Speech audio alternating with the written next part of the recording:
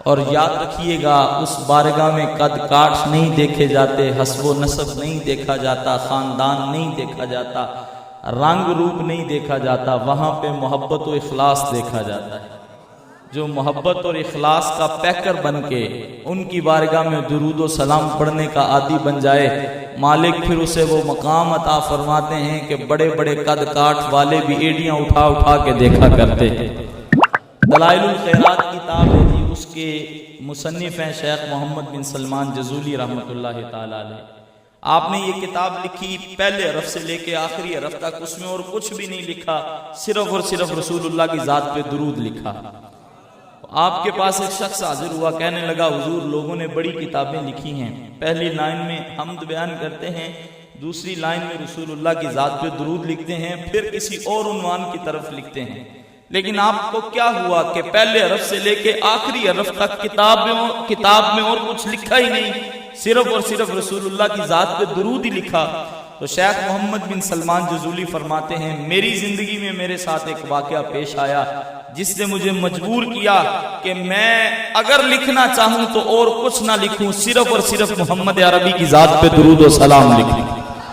آج حضور واقعہ کیا تھا؟ فرمایا واقعہ یہ پیش آیا، مصر کا رہائشی تھا، اپنی بستی سے نکلا، دوسری بستی میں گیا کسی کام کی غرض سے، ظہر کی نماز کا وقت قریب آ گیا، پیشانی میں تڑپ پیدا ہو گئی سجدے کی، میں پانی کی تلاش میں نکلا کہ چلو جلدی جلدی پانی مل جائے، وضو کر کے اپنے رب کے حضور سر سجدے میں جھکا دیتا ہوں۔ فرماتے ہیں پانی تلاش کر رہا تھا، پریشان تھا کہ جلدی جلدی پانی ملے، رب کے حضور سر سجدے میں جھکاؤں۔ فرماتے ہیں پانی نہیں مل رہا تھا، اچانک دیکھا سامنے کنواں آ گیا، تو میرا وہ پریشانی وہ اطمینان اور سکون میں بدل گئی۔ آپ فرماتے ہیں جب قریب گیا تو دیکھا کہ اس کنویں میں پانی تو ہے، ڈول اور رسی نہیں ہے۔ آپ فرماتے ہیں پھر پریشان کھڑا ہوں اس کنویں کے پاس کہ اب کیا حربہ استعمال کروں پانی باہر نکالنے کے لیے۔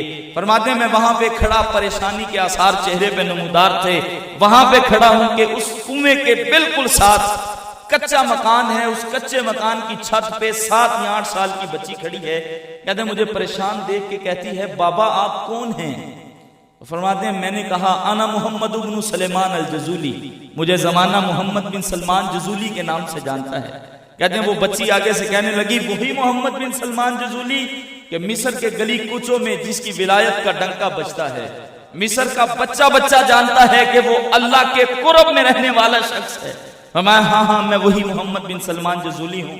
کہا بابا پریشان لگتے ہیں، پریشان کیوں ہیں؟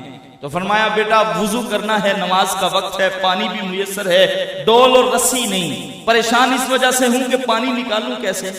فرماتے ہیں پہلے تو وہ 7 یا 8 سال کی بچی ننھی سی کلی، اس کے انداز کلام پہ مجھے حیرانگی تھی، بڑا پختہ انداز کلام تھا، لیکن مجھے کہتی ہے بابا اتنے بڑے رب کے ولی ہیں، پانی نہیں نکالنا آتا؟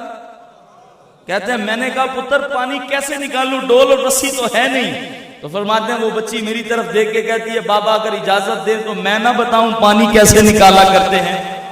فرماتے ہیں میں نے کہا پتر بتا۔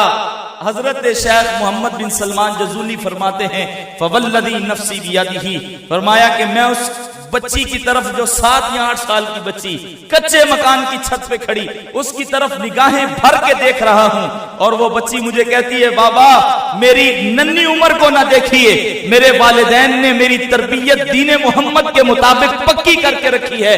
فرماتے ہیں میرے دیکھتے ہی دیکھتے وہ بچی کچے مکان کی چھت سے کنویں کی طرف جھکی، اس نے اپنا تھوک پھینکا کنویں میں۔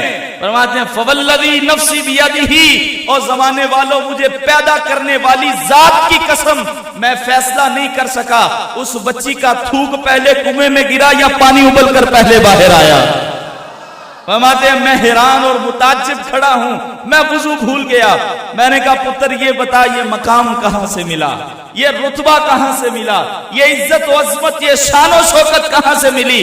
تو فرماتے ہیں وہ کچے مکان کی چھت پہ کھڑی بچی کہتی ہے بابا ننھی عمر کو نہ دیکھیے، کام بہت بڑا کرتی ہوں۔ فرمایا بیٹا وہ کام کیا ہے؟ کہا فواللہ بکثرت صلاۃ علی رسول اللہ، بابا کام یہ کرتی ہوں اپنے نبی کی ذات پہ درود پڑھنا میرا کام ہے، یہ مقام دینا عرش والے رب کا کام ہے، اب میرا کام یہ ہے۔ اللہ